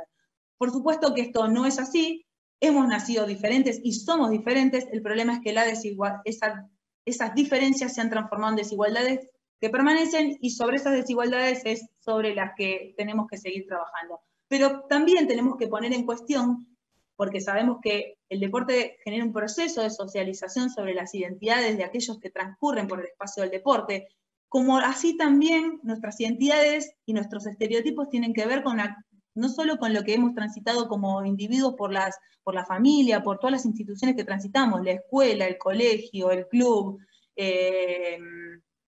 las religiones, sino también el deporte. El deporte también forma identidades. Y entonces tenemos que empezar a repensar qué tipo de identidades, qué tipo de varones y mujeres estamos formando a través de la práctica deportiva. Y es muy importante para nosotros también poner en tensión esto de las masculinidades que generamos a través de la práctica deportiva. Creo que ahí hay un slide que me gustaría compartir. Uno más. A ver. Y ahora voy a hablar sobre este tema del tabú de los cuerpos. Bueno, ahí estamos hablando, ¿no? De qué tipo de masculinidades, qué tipo de pactos tenemos que estar muy atentos los formadores, estamos generando a través de la práctica del deporte estas masculinidades que se referencian en lo viril, en lo fuerte, y eso no tiene que ver con competir con fuerza, que no tiene que ver con competir con todas las posibilidades dentro de un reglamento, en una cancha, dentro de un campo de juego, sino que eso no sea mal interpretado y utilizado fuera del campo de una manera que no corresponde. A ver, ¿podemos pasar una más?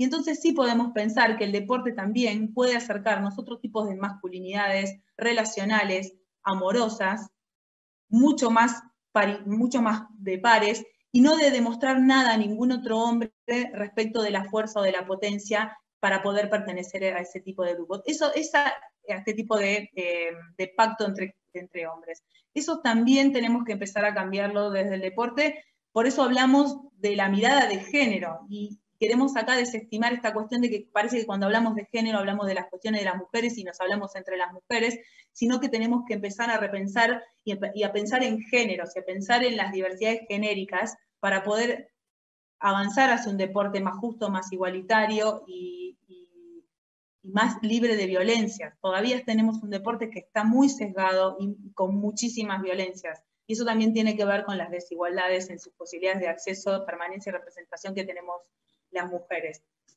Yo quería tomar algo también que escuché respecto del pago, ¿no? De entre las mujeres en una misma disciplina. Bueno, nosotros sabemos que a nivel global, en una misma tarea, una mujer cobra en promedio un 27% menos. Bueno, en el deporte también eso se refleja claramente, sobre todo en los deportes que han logrado llegar a la profesionalización. Pensemos que no todos los deportes están aún en esa senda, pero también en la práctica amateur esas diferencias se notan y se replican. ¿En qué sentido? En las posibilidades de la grilla horaria, del acceso a las canchas, del acceso a los entrenamientos, de la infraestructura deportiva dispuesta hacia las mujeres. Por eso es muy importante que las políticas públicas, que los programas también de las universidades tengan perspectiva de género, porque son los que nos permiten empezar a cambiar a través de ello esta desigualdad que estamos contando y que ustedes contaron y que reflejaron en primera persona, porque esto que estoy contando por ahí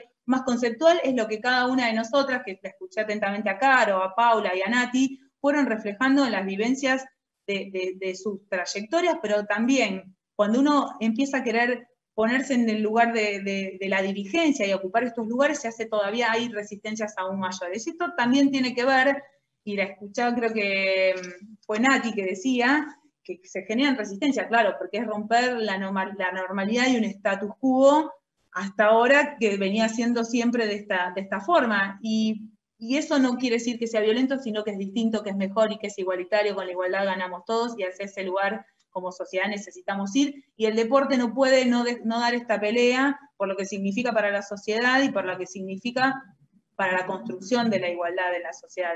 No solo que el deporte se tenga que realizar, sino que nosotros sabemos que el deporte primero es un derecho para todas las personas, y si es un derecho debemos practicarlo en igualdad de condiciones, y hoy no es así. Además, que puede ser, y lo es, una herramienta para la transformación social y para lograr la equidad de género más allá del deporte, utilizando la fuerza que tiene educativa el deporte para empoderar a las niñas y a las mujeres respecto a las posibilidades que tienen y respecto también de su concepción corporal. ¿Y a dónde voy con esto? Y justamente creo que en 2 slides para atrás estábamos hablando, uno de los estereotipos que también limita y fuerte la permanencia de las mujeres en el deporte, el posterior. ¿O uno más? A ver, ¿otro? ¿Más adelante? O ahí se termina. Ese. 3 para atrás. Vamos que ya lo logramos. ¿Uno más? ¿Uno más? Ese. El otro, a la derecha. Eso porque soy una burra con estas cosas. El que dice las narrativas corporales. Bueno, mientras lo voy diciendo. Ahí, esa. Ese. Bueno,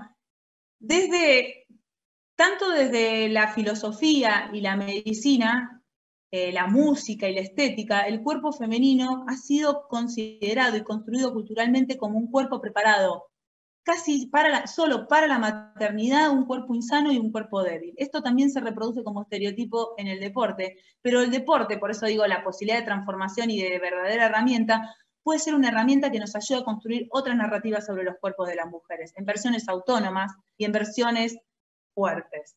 Y acá hay que romper varios tabúes, sin duda. ¿Y qué rol tienen en esto los medios de comunicación?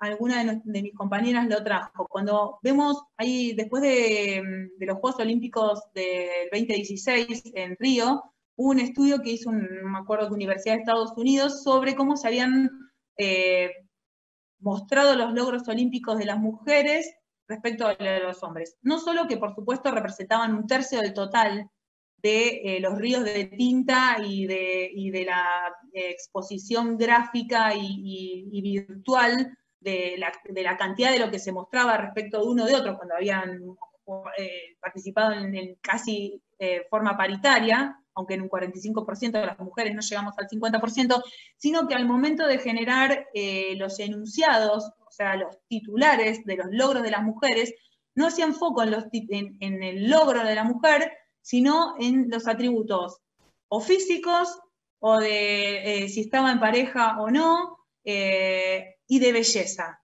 Entonces, estas cuestiones que generan los medios de comunicación enunciándolo de esta manera, enunciando de manera sexista, estereotipada, y lo que hacen es reproducir y sostener los estereotipos de género de una manera invisibilizada a través de mensajes, de íconos, y seguir reproduciendo estas desigualdades. Bueno, en eso también hay que trabajar muy fuerte y generar también desde los mensajes otra narrativa sobre los cuerpos femeninos y visibilizar el logro.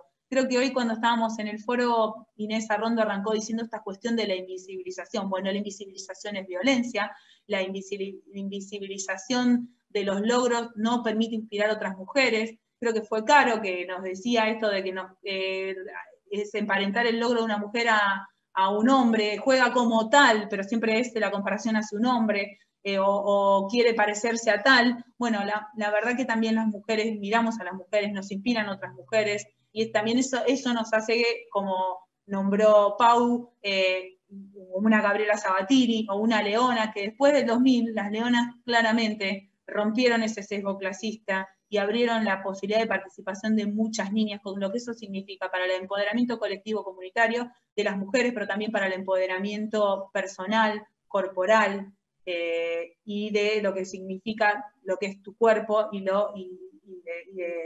de pertenencia de tu cuerpo, ¿no? Eso para mí es un logro enorme del deporte, y está bueno que los medios puedan acompañar esa trascendencia, porque es clave que así sea.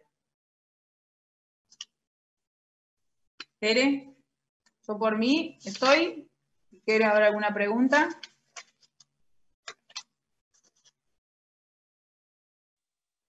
Bueno, Jorgelina, te agradecemos. Disculpá que no sabía cuál era la que querías. No pasa nada, no pasa nada. Bueno, a mí me gustaría ahora, en unos minutos que quedan, que en algunos puntos que yo también apunté de cada una de ustedes, hagan intercambio. De Paula pude extraer una de las cosas que dijo que me parecen como fundamental en la trayectoria de cualquier deportista, lo haga en el contexto que lo haga, sea mujer, varón, es el liderazgo proactivo del DT y la participación de los equipos en las tomas de decisiones. Y esto de la seguridad y la inseguridad del que dirige el equipo, porque creo que ahí está, digamos, como la base de el no permitir esto de que la jugadora opine. Un DT proactivo, un DT líder, un DT que puede abrir el juego a que sus jugadoras opinen, reflexionen y digan lo que sienten. Se los dejo a ustedes, que son las especialistas. Agrego una cosita. En el rol de presidir la filial de entrenadores y entrenadoras, las primeras cosas fueron estas. Fue como, construyamos lo que queremos construir en la filial. Primer Zoom, presentado a la afuera, bueno, vos hablás. No. Un guión de una telenovela. Yo dije una cosita, tal dijo una cosa. 11 personas hablamos, la comisión directiva habló en ese Zoom. ¿Por qué tiene que estar todo monopolizado si es una cuestión de construcción colectiva? Y eso es hablar de otras lógicas. Entonces, y no es inseguridad, y no es como, esto es nuestro. Te tenés que sentir parte, si no, ¿cómo te pones la camiseta, digamos? Eso, porque me faltó como de la otra parte de la gestión también, plantear lo mismo. Chicas, con respecto a este tema, ¿qué opinan? ¿Qué les gustaría agregar? A mí me vino a la cabeza, ahí cuando Paula recién nos traía eso que dijo, dos cosas. Probablemente cuando se piensa el poder vinculado a los varones tenga una característica más autocrática y verticalista por cómo ha sido la construcción en ese sentido del poder. Me parece que cuando las mujeres disputamos el poder, tenemos que pensar para qué queremos ese poder, y creo que esta es una característica que es buena, que puede ser muy buena, y que estaría buena que también se socialice como herramienta, no solo de las mujeres, sino un poder más horizontal, eso que decía Paula, de construcción colectiva, donde la fuerza esté en los lazos horizontales, por eso hablamos de sororidad, y que eso es lo que nos hace, nos da las ganas de participar y de sentirnos parte. Me parece que cuando se construye el poder desde ese lado, todos tenemos algo para dejar en la construcción colectiva. Buenísimo. Caro, Nati, ¿algo para agregar a este tema? Esteban también, lo incorporamos. Si él quiere también opinar sobre este tema, obviamente. Claro, cómo que no. Bueno, gracias por la participación de todas, y el aporte está buenísimo, es muy interesante, y me encanta esto que hablan de la horizontalidad de la construcción desde algo horizontal y colectivo, que me parece que justamente en la unidad hay esa diversidad que puede nutrir a las disciplinas en particular y al deporte en general. O sea, esa unidad no quiere decir algo homogéneo, sino algo diverso, y que cada una de las voces pueda expresar su mirada de cada disciplina, me parece clave para poder construir un deporte en particular mejor y el deporte mejor. No se trata de pérdida de espacios o de más o menos espacios, sino de tener mayores voces que aporten y que construyan un mejor deporte. Me parece que si yo algo me tengo que ir llevando de todo este webinar, esta charla, es eso, decir, bueno, en la multiplicidad de voces, en esa diversidad de la unidad de algo colectivo y horizontal, hay una riqueza que nos puede ayudar a construir un mejor deporte, una mejor disciplina en particular.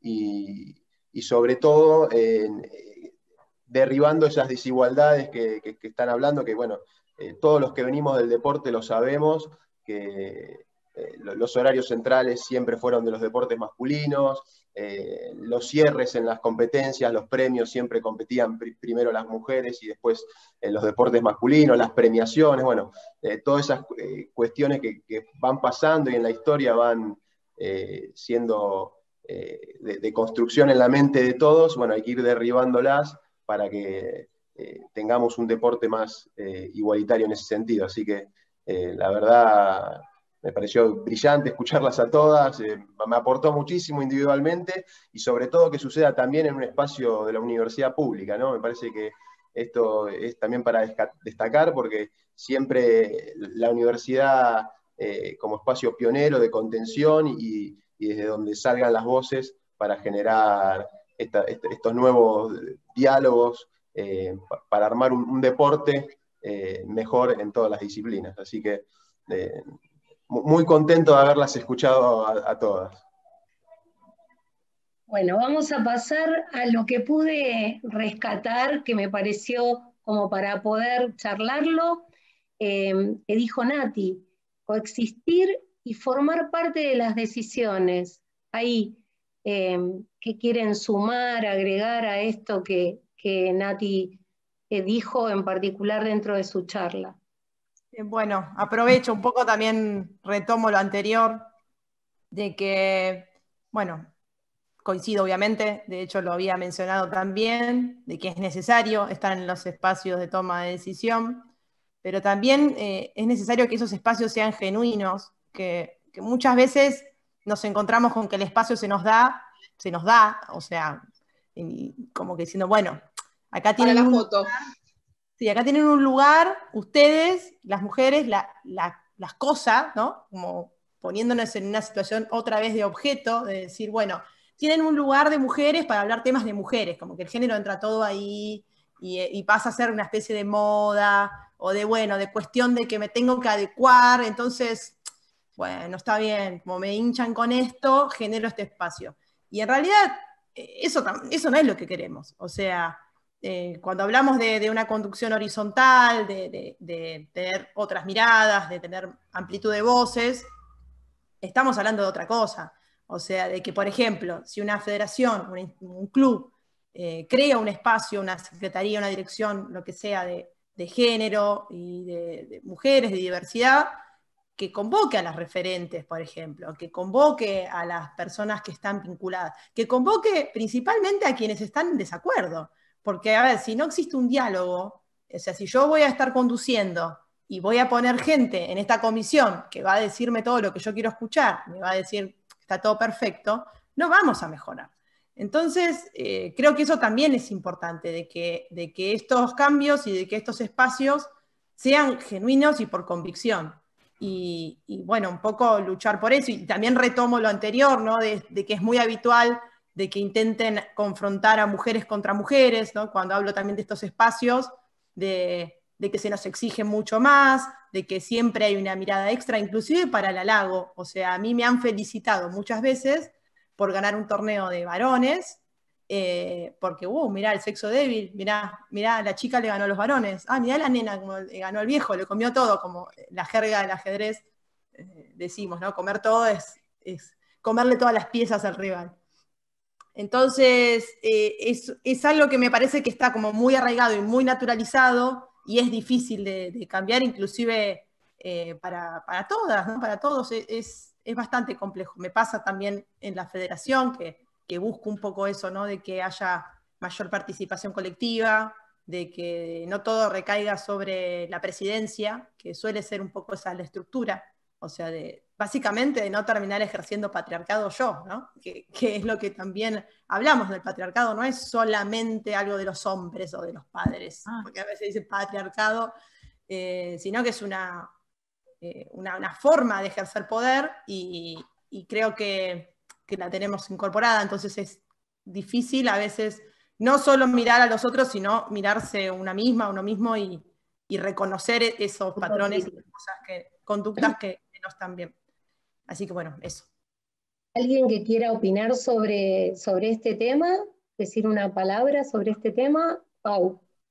Yo, a mí me pasó de charlas con ramas masculinas, clubes que no tienen rama femenina en básquetbol, de que me planteen esto de, pero bueno, yo desde mi experiencia voy a saber más de dirigir varones.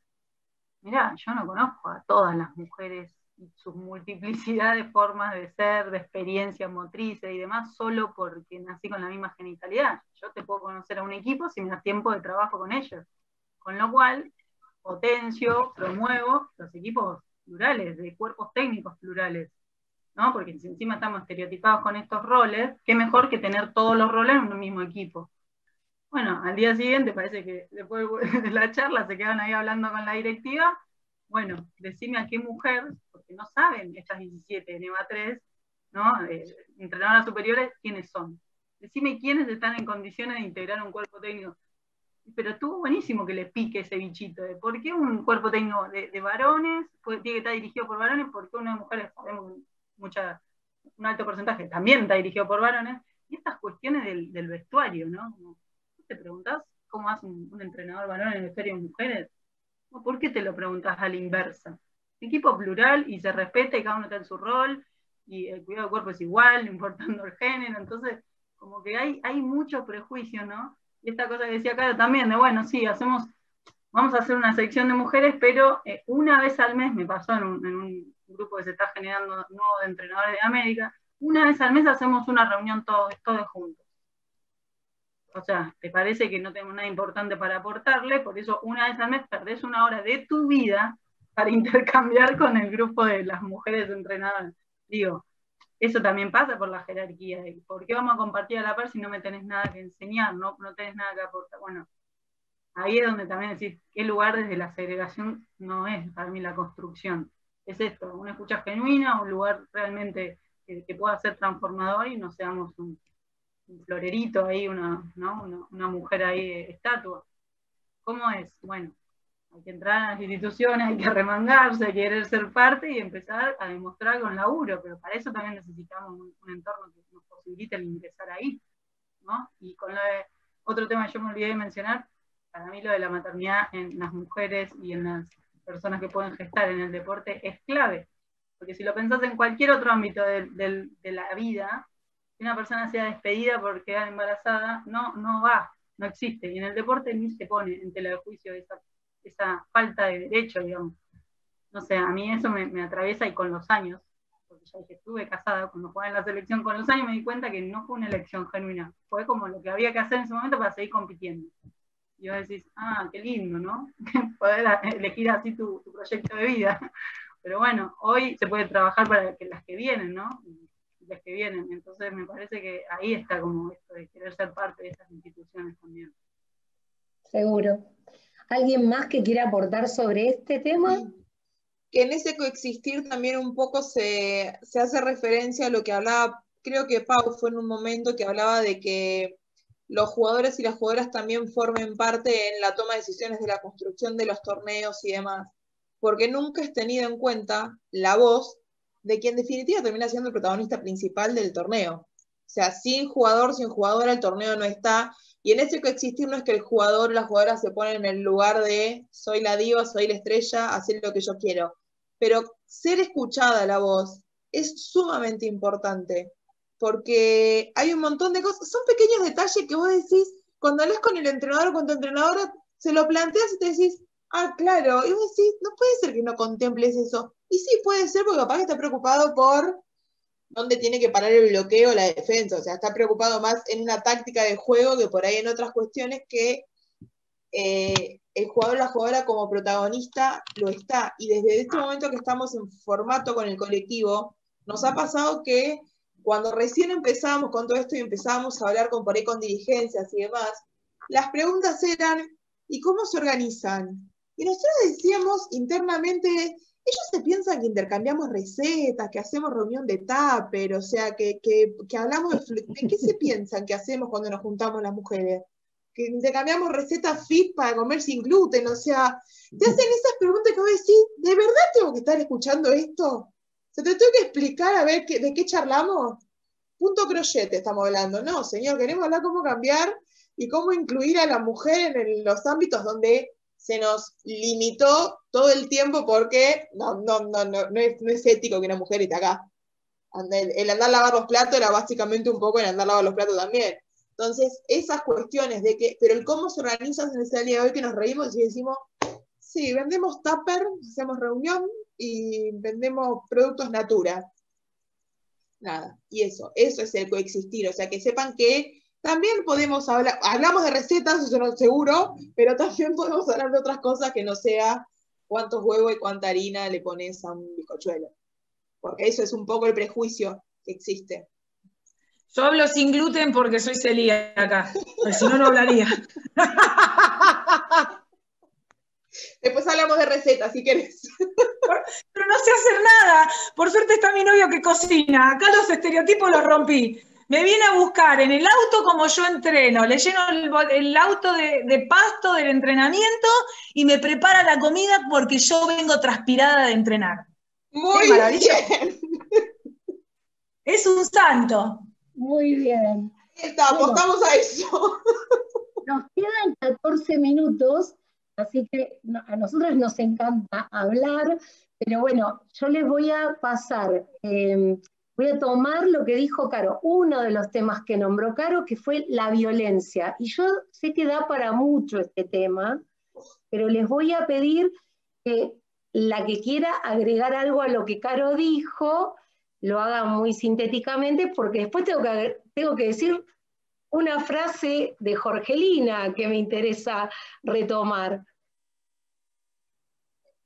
Bueno, con respecto a la violencia, como colectivo hemos tenido charlas con distintos entrenadores porque está el preconcepto de que la violencia es solamente cuando implica o un abuso físico o un abuso sexual, y hay un montón de violencias implícitas que están naturalizadas, que de hecho cuando hiciste el baile de las filminas que ibas de acá para allá, llegaste a las que hablaba de los tipos de violencia, que hay un montón que existen, y se lo hemos planteado porque, por ejemplo, en el vóley, lo hablo en mi ámbito, más de una vez hemos visto y hemos vivido que el entrenador, para llamar tu atención, te agarra el brazo y te zamarrea y te dice, acá, tenés que estar acá, metida en el partido. Y vos lo renaturalizás como diciendo, sí, sí, perdóname. Y hoy lo ves y decís, ¿qué me tocas? Hoy por hoy, ¿qué me tocas? O sea, no. Y nos llamaron de una provincia del norte, un entrenador, un directivo de una federación, porque cuando hablamos de todos estos temas que nos escucha, dice que es muy común, o sea, está muy naturalizado, y que el tema es que fuera, en las tribunas, están los padres que no interceden porque creen que esa es la manera en la que el jugador forja su carácter. O sea, de esa manera te haces fuerte. Y te juro que hay un montón. O sea, yo soy docente y trabajo con adolescentes, y no se me cruza ni por la cabeza zamarrear o pegarle un pelotazo a una chica para decirle me está prestando atención. Y en el deporte es como que forma parte del folclore. Cuanto más te grito, más te maltrato, más te digo cosas feas, más fuerte sos vos y mejor formador o formadora soy yo. O sea, muestra el carácter que tengo. Acá se hace lo que yo digo y a látigo. Y tuve formadores que no fueron así y que lograron formar. O sea, yo he visto de chica, yo en Necochea cuando jugaba me llamaron para jugar en un equipo de Bahía Blanca, y en un torneo que había ahí, veía un entrenador cómo le decía a sus jugadoras, es irreproducible en este momento decir la frase que le dijo, pero hacía el comentario fue para que se agache a defender, tenía que acercar una parte de su cuerpo al piso, y yo estaba fría y le decía a mi mamá, yo no me quería llamar al entrenador para jugar allá, y dije, yo no quiero. Sí, tal cual. Esto no. Bueno, chicas, yo me quedaría horas charlando con ustedes, pero estamos en tiempo. Quiero rescatar uno de los términos, una de las terminologías que utilizó Jorgelina, que era la sororidad. Esa sororidad que no solo la tenemos que tener, es la que tenemos que tener para con todas las mujeres, porque creo que fue fue Caro, que dijo que el patriarcado no solo lo ejercen los varones, también hay mujeres que ejercen el patriarcado. Entonces, esa sororidad es la que tenemos que tener para poder mirar con otros ojos y cambiar estas desigualdades. Y yo sé que ustedes vienen del ámbito del alto rendimiento, del deporte, pero a mí me gustaría, dentro de estas nuevas miradas, que miremos a la escuela en el nivel primario y en el nivel secundario, que revisemos esta mirada y que podamos cambiar estas desigualdades en donde solo el niño o la niña que puede acceder al club hace deporte, cuando en realidad debería atravesarse a través de la escuela y la educación debería ir de la mano con el deporte. Entonces, básicamente es importantísimo que generemos conciencia para que desde el Ministerio de Educación se revisen los documentos curriculares y se intervengan en estas nuevas miradas. Yo les agradezco a las 4 que hayan estado y le voy a dejar la palabra a Esteban o a Gabriel para que hagan el cierre de este webinar que fue fantástico. Les agradezco de corazón que hayan tenido sororidad para conmigo y que hayan querido participar. Gracias a vos, Tere. Gracias a la otra. Gracias. Bueno, gracias Tere por la coordinación, por la iniciativa. Yo no lo había presentado, Esteban es nuestro director de deporte de la UNTREF y forman equipo con Teresa. Y bueno, se va trabajando ya de hace varios años con mucho ímpetu. Nada, de mi parte agradecerles muchísimo, no solamente por la participación y también agradecerle a los participantes que por YouTube se pudieron también tener esta posibilidad, sino también por el material que nos queda para el trabajo interno pedagógico, ¿no? Nosotros tenemos la carrera de gestión del deporte, tenemos la asignatura específica sobre educación y género, por lo tanto se va a seguir viendo este material y hay muchísimo contenido relevante, ¿no? Me quedo ahí de tantísimos conceptos que fueron trabajando, pero ese concepto de coexistencia, un poco decía Natalia, el concepto de decisión, de palabra, me parece que hay conceptos que hay que resignificar en toda una estrategia, no una estrategia en términos educativos solamente, sino en términos políticos, ¿no? Que tienen que ver sustancialmente con una instalación cultural, como decía hoy, una de construcción y una construcción cultural diferente. Así que estamos en esa apuesta, seguramente que en actividades las convocaremos y también estamos dispuestos a sumarnos en acciones que ustedes de algún espacio vayan también diseñando y cuenten con la participación del ONTREF en esas instancias. Así que muchísimas gracias. Nos han dado también una lección de juventud e ilusión, así que bienvenida. Estamos en contacto y nuevamente muchas gracias. Gracias, chao a todas, a todos. Gracias. Chao.